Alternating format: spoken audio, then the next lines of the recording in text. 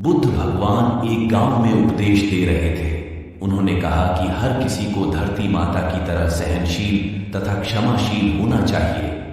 क्रोध ऐसी आग है जिसमें क्रोध करने वाला दूसरों को जलाएगा तथा खुद भी जल जाएगा। सभा में सभी शांति से बुद्ध की वाणी सुन रहे थे, लेकिन वहां स्वभाव से ही अतिक्रोधी एक ऐसा व्यक्ति भी बैठा हुआ था जिसे ये सारी बातें बेतुकी लग रही थी।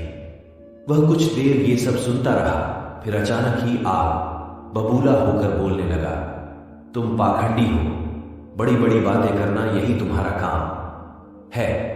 तुम लोगों को भ्रमित कर रहे हो।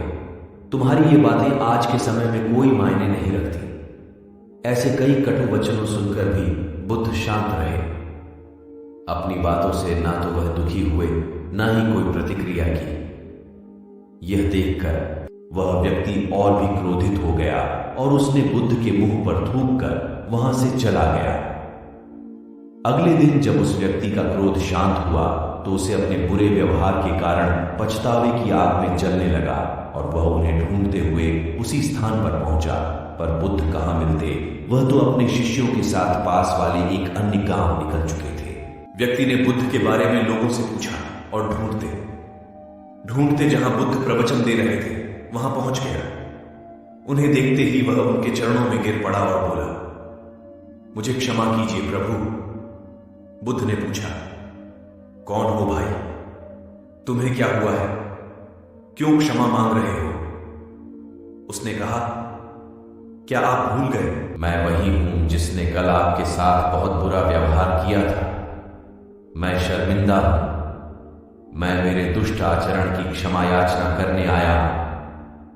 भगवान बुद्ध ने प्रेम पूर्वक कहा, बीता हुआ कल तो मैं वहीं छोड़कर आया गया और तुम अभी भी वहीं अटके हुए हो। तुम्हें अपनी गलती का आभास हो गया, तुमने पश्चाताप कर लिया, तुम निर्मल हो चुके हो।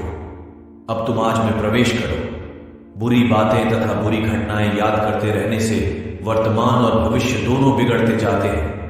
बीते हुए कल के कारण आज को मत बिगाड़ो। उस व्यक्ति का सारा बोझ उतर गया।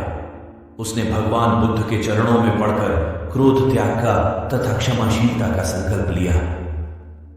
बुद्ध ने उसके मस्तिष्क पर आशीष का हाथ रखा। उस दिन से उसमें परिवर्तन आ गया और उसके जीवन में सत्य, प्रेम व करुणा की धारा बहने लगी। मित्रों, बहुत बार हम भूत में की गई किसी गलती के बारे में सोचकर बार बार दुखी होते और खुद को कोसते हैं। हमें ऐसा कभी नहीं करना चाहिए। गलती का बोध हो जाने पर हमें उसे कभी न दोहराने का संकल्प लेना चाहिए और एक नई ऊर्जा के साथ वर्तमान को सुदृढ़ बनाना चाहिए।